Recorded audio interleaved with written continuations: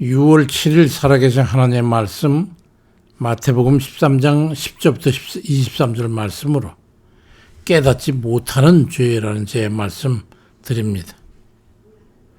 천하에 아직까지 약이 없는 병이 있습니다.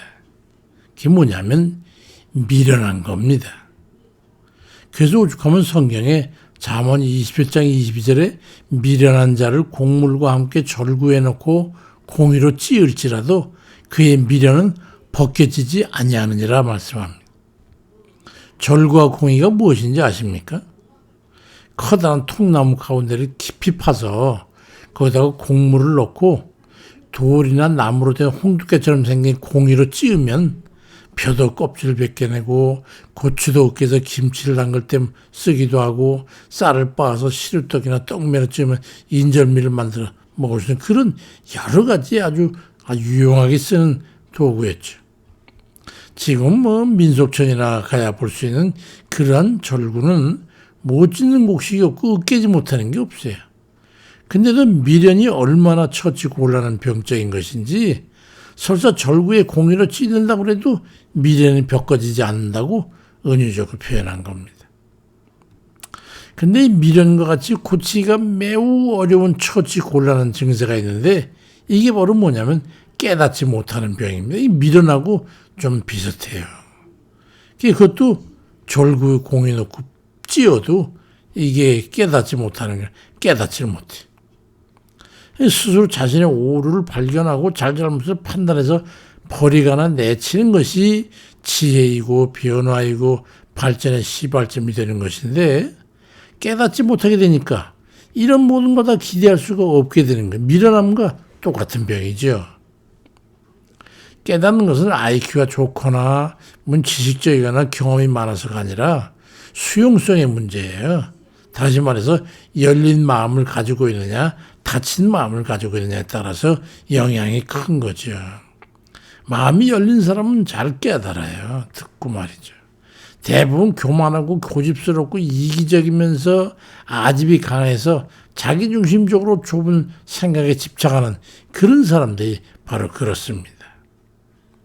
근데 깨닫지 못하는 게 뭐가 문제입니까? 그럼 믿음을 따라 행하지 않는다는 데에 문제가 되기 때문에 주께서 그것을 탓하시고 책명하셨던 거예요. 사도행전 7장 51절에 목이 곧고 마음과 귀에 할례를 받지 못한 사람들아 너희도 너희 조상과 같이 항상 성령을 거스르는도다 말씀합니다. 깨닫지 못하는 사람 말이죠. 항상 하나님 뜻을 거슬리게 돼 있어요. 무엇이 죄인지 정도인지 불인지 알지를 못하기 때문이죠. 깨닫게 하는 게 바로 우리 하나님의 교육 과정입니다. 선생님에게 가장 답답한 학생이 누군지 아십니까? 깨닫지 못하는 학생이에요. 아무리 얘기를 해도 깨닫지를 못해요. 잘 깨닫지 못하는 학생을 보면은 대부분 미련함과 연결되어 있는 걸 보게 되죠. 또 고집이 세고 권위적인 어른들이 또 잘 깨닫지 못해요. 늙은 노인들이 잘 깨닫지 못하죠. 자기 고집 때문에. 자기의 경험과 지식과 결정이 기준이 되기 때문입니다. 주님께서 마태복음 15장 10절에 무리를 불러 이르시되 듣고 깨달으라고 바리새인과 서기관들과 백성의 장로들에게 말씀하셨던 게 바로 그 때문입니다. 그렇지만 그들은 도무지 들으려고 하질 않습니다. 아무리 눈으로 보고 귀로 들어도 받아들이려고 하질 않으니까 변화를 기할 수가 없었던 거예요. 이 백성들이 마음이 완악해져서 눈으로 보고 귀로 듣고 마음으로 깨달아 돌이켜 내게 고침을 받을까 두려움이라고 마태복음 13장 15절에서 말씀합니다. 가장 큰 문제는 바로 스스로 자신의 둔함을 깨닫지 못하고 자신이 문제의 대상인지 그 자체를 모른다는 거예요. 오히려 그 반대로 자신이 무조건 옳은 것으로 인지하고 타인의 말과 권면을 들으려고 통하지 않는 거예요. 깨달을 기회를 얻지를 못하는 거죠. 이 미련한 거하고 깨닫지 못하는 거하고 그래서 같은 거예요. 다윗 같은 이는 그 시편 119편 144절에서 주의 증거들은 영원히 의로우시니 나로 하여금 깨닫게 해서 살게 해 주십시오. 이게 말씀하지. 그런 다윗은 주의 말씀을 사모에 깨달아가지고 순종함으로 해서 행함으로 해서 복을 받았던 겁니다. 주의 말씀을 깊이 묵상하고 자신의 오를 돌아보아 깨닫는 겸손한 마음 자세를 가져야 합니다. 우리 영혼이 절실함이 무엇입니까? 하나님의 은혜에 대한 갈급함이죠. 그래야 말씀을 들어도 은혜가 되고 능력이 되는 것인데 갈급함이 없으니까 말씀을 들어도 깨닫지 못하는 거예요. 건성이 아모스 8장 11절에도 주 여호와의 말씀이라는데 보라 날이 이를지라 내가 기근을 땅에 보내리니 양식이 없어 주림이 아니고 물이 없어 가람이 아니고 여호와의 말씀을 듣지 못한 기갈이라고 말씀합니다. 깨닫지 못하면 아무리 들어도 그건 갈증 있는 것과 같은 거예요. 은혜에 갈급한 심령이 돼야 합니다. 주의 말씀에 대한 갈급한 마음을 가지고 주의 말씀을 듣고 깨달아 행하는 이들 되시기를 바랍니다. 보고 듣고 실행하는데 온 힘과 정성을 다해야 합니다.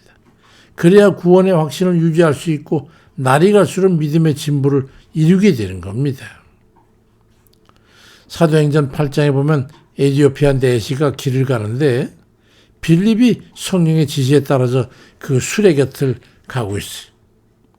그래서 사도행전 8장 30절 이하에 보니까 빌립이 달려가서 선지자 이사야의 글 읽는 것을 듣고 말하되 읽는 것을 깨닫느냐? 대답하되 지도해 주는 사람이 없으니 어찌 깨달을 수 있겠느냐? 이리 말을 합니다. 그날 내시는 구원에 이르는 은혜가 임했어요. 갈급함이 있을 때 깨달아 은혜가 임하는 것이죠. 주의 말씀을 읽고 듣고 묵상해서 그 말씀에 비추어 자신의 오류를 판단하는 거예요. 이게 고쳐가는 거죠. 그 말씀에 비추어 자신의 상태가 오르면 옳은 것이고 같지 않으면 말씀의 진리대로 판단해서 틀린 것은 받아들여서 고치고 옳은 것은 옳은 대로 가면 되는 거예요. 깨닫는 것은 은혜이고 깨닫지 못하는 것은 불의한 죄입니다. 하나님 말씀과 뜻에 대한 비의도적인 불의이기 때문에 정죄를 받게 되는 거예요. 주의 말씀을 사모해서 갈급한 심령으로 듣고 읽고 깨달아 실행하는 그런 이들이 돼가지고 믿음의 큰 진보를 이루시길 바랍니다. 마태복음 13장 16절에 너희는 봄으로 너희 귀는 들음으로 복이 있도다 말씀합니다.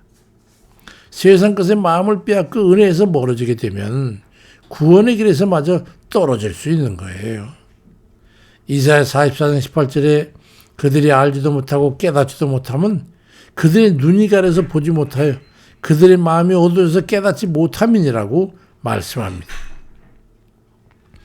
마음을 오로지 주께 향하여 은혜를 사모하는 이들이 돼가지고 주의 뜻과 말씀을 깨달아 성령의 권능을 힘입어 살아가시길 바랍니다.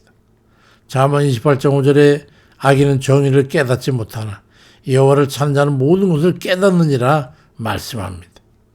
깨달아야 돼요. 주의 말씀과 뜻을 깨달아 성령에게 거민 말씀을 가지고 악한 영을 대적하고 주의 권능을 힘입어 살아가는 그런 이들 다 되시기를 주의 이름으로 축원드립니다. 아멘입니다.